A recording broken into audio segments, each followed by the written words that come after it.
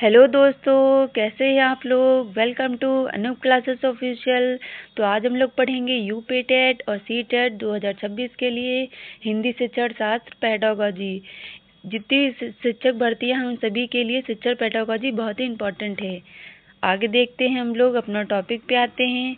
आज का हमारा टॉपिक रहेगा भाषा।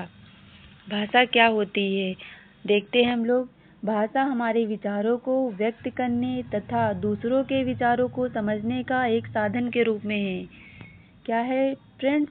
दूसरों के विचारों को समझने का साधन के रूप में है भाषा। आगे देखते हैं हम लोग इसके कार्य क्या क्या होते हैं भाषा के। भाषा विचारों के आदान प्रदान के साधन के रूप में है। भाषा सामाजिक जीवन को सार्थक करने के रूप में है और भाषा ज्ञान प्राप्ति के साधन के रूप में है। क्या है फ्रेंड्स? भाषा ज्ञान प्राप्ति के साधन के रूप में है। ये बहुत ही इम्पोर्टेंट है। आगे देखते हैं हम लोग।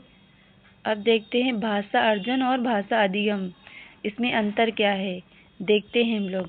इसकी परिभाषा है, मनुष्य में जन्मजात क्षमता होती है भाषा अर्जित करने की, जिसका प्रयोग मनुष्य वार्तालाप करना हुआ भाषा का सहज रूप से प्रयोग करना सीख जाता है बिना किसी विशेष प्रयास के।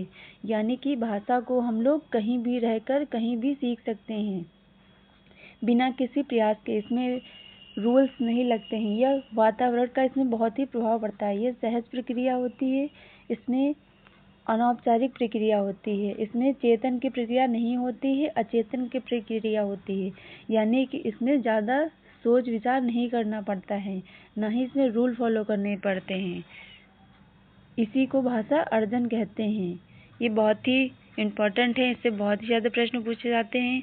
चलिए अब देखते हैं भाषा अधिगम क्या होता है।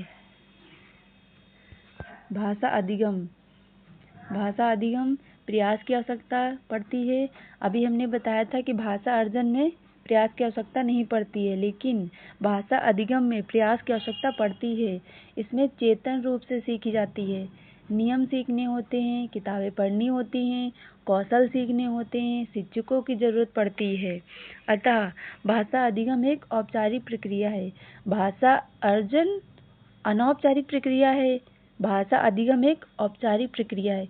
यानी कि यहाँ पे किसी विशेष स्थान का हम लोग सुझाव लेना पड़ता है कि कहाँ पे कोचिंग करनी है, कैसे पढ़ना है, कौन सी किताबें लेनी है, कौन से सर से पढ़ना है, कौन से सर अच्छा पढ़ाते हैं, ये सब बातें देखनी होती हैं। अधिगम का संबंध दूसरी भाषा से होता है। इसमें चेतन प्रक्रिया होती है। चेतन प्रक्रिया का अर्थ है कि इसमें सोचना विचारना पड़ता है, दिमाग पे जोर डालना पड़ता है। इसमें व्याकरण को संदर्भ में सिखाया जाता है। यानी कि इसमें उदाहरण, नियम, रूल्स फॉलो करने पड़ते हैं। इसी के साथ हम लोग आगे बढ़ते हैं। चलिए, इसी के साथ हमारा सेशन कंप्लीट होता है।